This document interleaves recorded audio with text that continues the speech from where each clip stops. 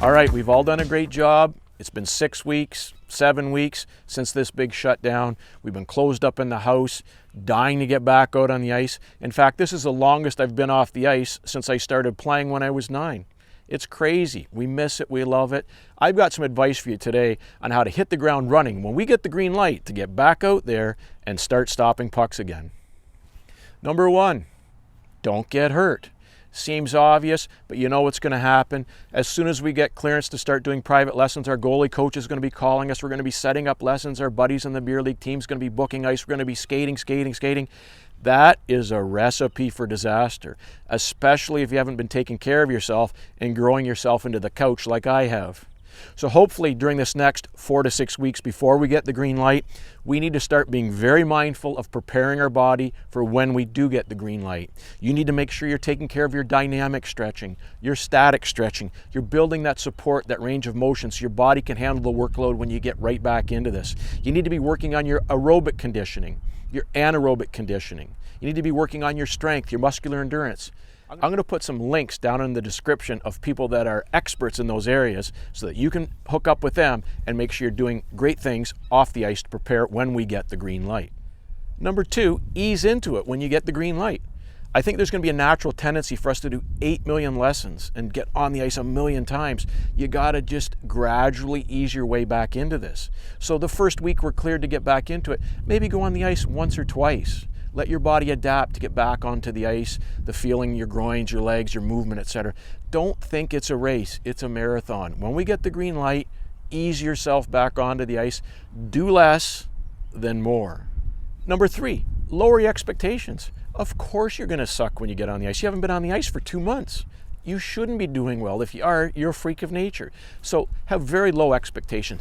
Yeah, you're going to fight the puck. Yeah, it's going to seem like it's coming in hot. Yeah, you're not going to read plays. Yes, rebound control is going to be terrible. Your puck handling game is going to be a turnover machine.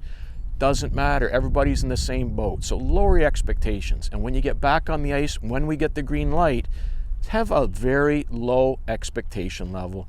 Just go out there and play. Number 4. Set realistic benchmarks. You don't need to be great in the first week, as we've talked about. I think it's reasonable to say 4 to 6 weeks after you get back on the ice, you should be back up to game speed or pretty close to what you were before you had this big work stoppage.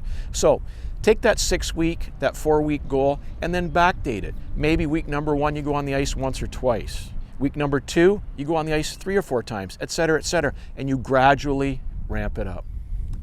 And number 5, which actually should be number 1, is have fun. The one thing I think this shutdown has taught us is how much we actually love and miss and live and breathe hockey. So as we get back on the ice, don't care if you're struggling. Don't care if the game's not where you need it to be. It will get there.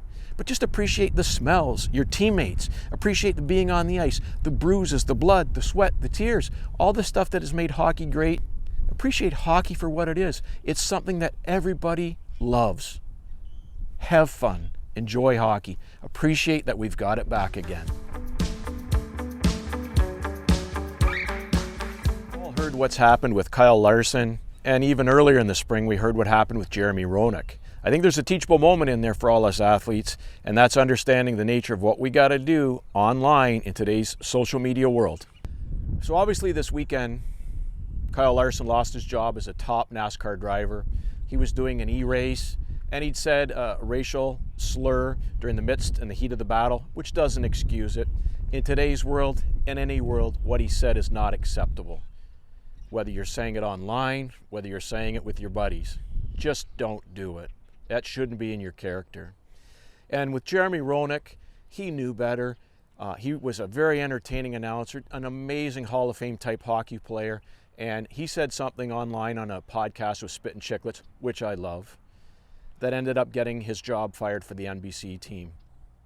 The reason why I wanted to talk about this today is because as young athletes growing up, there's some teachable moments in that.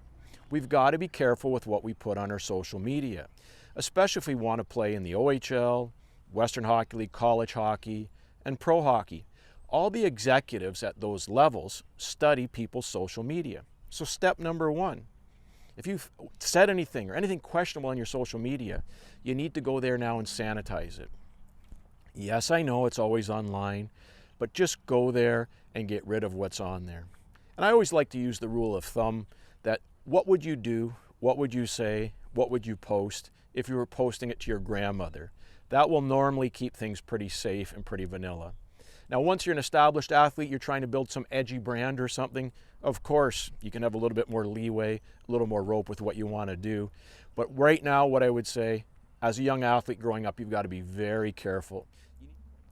So when the draft process happens, these executives look at these players because they're investing actually a ton of money in you. And they're going to go through with a small tooth comb and try to find every single thing you've ever put online. They actually have access to some digging programs that can just mine the internet and find stuff that you've even deleted to this point.